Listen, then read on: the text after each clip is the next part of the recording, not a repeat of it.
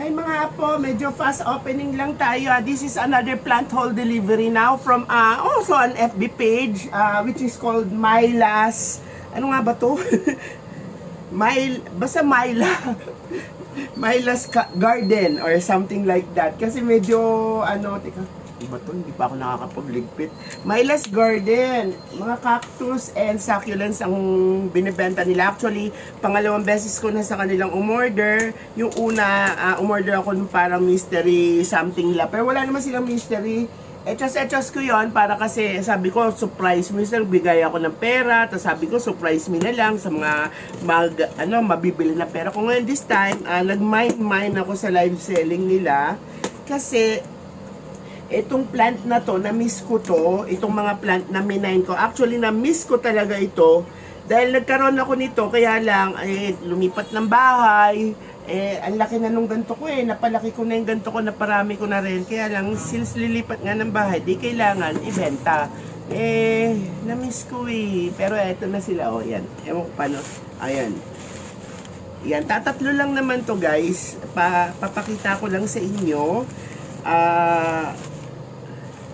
Siguro pwede ko naman ang dire-diretsuhin balatan natin tong isa. Ewan ko lang kung buhay pa yung dahon nito kasi nung minain ko to may dahon pa. Hindi ko lang alam kung meron pa sa ngayon, pero mukha namang meron pa. Ay, kala ko malaki. Malit lang pala yan guys. Ang tawag po dito si Ninja. Meron pa silang basta nakalimutan ko, may isa pang tawag dito si Ninja Loco something. Nagkaroon ako dati nito, ganito kalaki lang Ito lang. Ngayon na-excite ako dito kasi malaki na yung nila, malaki na yung plant nila, malaki na yung kanilang available na plant. Madali lang tong mabuhay. Binubuhay ko to dati, grow lights lang, indoor. Ang bilis-bilis nitong mamulaklak. Kamag-anak ito ng African violets at saka yung Apicia or something like that. Yung basta yung mga mabalbon. Maganda ito guys, ang bulaklak nito parang bell na balbon din siya ng bahagya. Ngayon, akala ko malaki, buti na lang maliit lang, kasya lang dun sa paso na paglalagyan ko. Huwag nyo ilalagay sa sobrang laki ng paso to, kailangan nyo saktong-sakto lang kasi ayaw nito mababad sa tubig ang kanyang katawan at ugat. Kasi na pronto sa root rotting. Tatlo yung ganito ko dati, dalawa lang nabuhay. Isang pink at saka isang peach at saka isang yellow. Ngayon hindi ko alam kung anong bulaklak nito since wala pa naman bulaklak Pero ito pwede mo na tong tanggalin Alanganin na kasi ito Pag tinanggal mo yan, biniyak mo yan, kailangan i-dry mo. Huwag mo basta-basta itatanim. Kailangan i-dry mo talaga to kasi parang patatas din talaga to And then another one, na-miss ko yung ganito. Meron nga ako dyan binili ko kay Plants by Flipa, yung naman, Estefania. Yan. See my other video na lang dun sa Estefania na yon. Ano din yung patatas din. Alam nyo ba dati, ang mahal nito. Sobrang ang mahal. Ngayon, Moraita na lang. Kita nyo naman, magkano na lang ang bili ko dito kay, 350 yata. O 350, ito for 400. Or yun ng 400, ito ang 350. Basta Moraita na lang to. Kasi, may mga paraan na sila kung paano nila mapapabilis ang paglaki. Pero dati napakamahal nito. Alam nyo ba yung maliit na binili ko na ganun lang, na maliit na patatas lang, parang yung mini potato lang.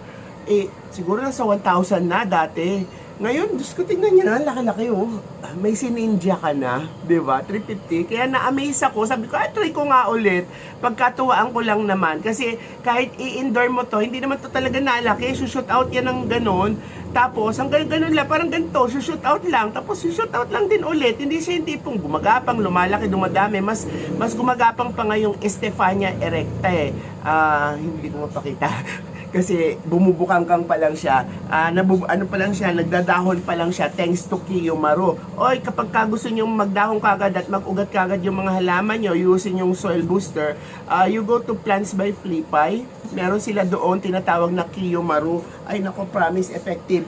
Yung ang Estefania ko, kakabili ko pa lang, ilang araw pa lang, dumadahon na, nagising na kagad. That is a very rare case. Kasi may mga pagkakataon na katulad nun, dati bumili ako ng Estefania erecta noong araw, 1,000 per, ata yun, I think 1,500 ang bili ko, 3 piraso naman na maliliit. Tapos meron naman tagwa 1,000, siguro mga ganito na kalaki yun, ganito kalaki na. Oh, pero bilog nga lang kasi yung ano yung Estefania. Ito naman kasi gusto ko kasing magkaroon ng mga agave na magaganda doon sa taas ko. Kasi dedicated ko kay Lord yung aking taas doon. Kaya pinapaganda ko, kaya lang namili ako ng succulents dito Kalamaylas. In another video, makikita nyo yun. Yun yung sinasabi ko, mystery box. Kaya lang, pinamadan Lola. Kasi, doon kasi sa taas, hindi kasi talaga ako maano sa outdoor Pinabayaan ko, nakalimutan ko. Umulan. Isang beses pa lang nauulanan, ang ganda-ganda na nila. Ang yabong-yabong na. Isang beses lang naulanan. Diyos ko, ligwak. Nagkanda tunaw. Siguro after, siguro, kasi ulan na ulan, maghalongkat ako na, nagligwakan. Pero, ang good news, ang daming natira na matibay sa ulan at saka sa araw. By the way, hindi rin pala nila masyadong kinaya yung araw. Nagawa pa ako ng mga shade sa taas. Grabe yung init ngayon. Grabe yung global warming ngayon. Diyos ko, dasal-dasal tayo na. Naku, not in this lifetime naman, not in this lifetime. And if perhaps in this lifetime, wag naman sana masyadong mahirap. Grabe. Na anyway, tingnan mo, ang ganda-ganda nito. Nakalimutan ko pangalan nito, but this is agave, Bella or something like that. Or, mas lumalaki pa to.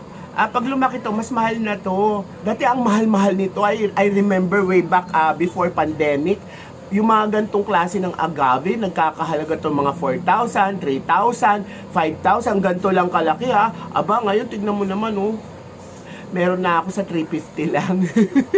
Kaya natuwa ako, bumili ulit ako. Ang dami ko, may ganito ako dati, napaano ko na lahat indoor. Kaya lang kasi, alam mo na, ayan, lumipat din ng bahay, nagpagawa ng bahay. Syempre, kaysa naman masayang, di ba, lilipat ka, maaalanganin yung halaman. Kaysa masayang, syempre, benta mo na lang. Alam mo naman yung price, di ba? Actually, nabenta ko yun, medyo nagmura na rin kaya hindi ko na rin nabenta ng mahal yun.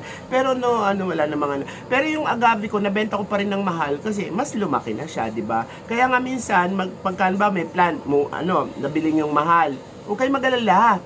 Kasi, because it is a plant, natural, nagmo-multiply yan at saka nag-grow yan, di ba? Kaya wag kayong mag-alala na hindi nyo na mabebenta the same price kasi may mga ways and techniques na silang makabago ngayon kung paano, katulad ko, nakaka-discover din ako na kung paano sila mas gaganda at mas madaling lumaki, dumami. O di, bawi na lang kayo sa amount, dun sa dami, di ba? At saka sa size. Kasi, nabili mo ng ganito napakamahal, mabibenta mo pa rin naman ng ganun Nag-enjoy ka lang naman sa pag-aalaga sa kanya, at saka nagkaroon ka lang ng extra knowledge kung paano mo siya mabubuhay indoor. Ako kasi in my case indoor ako. Kung paano mo siya maaalagaan at mabubuhay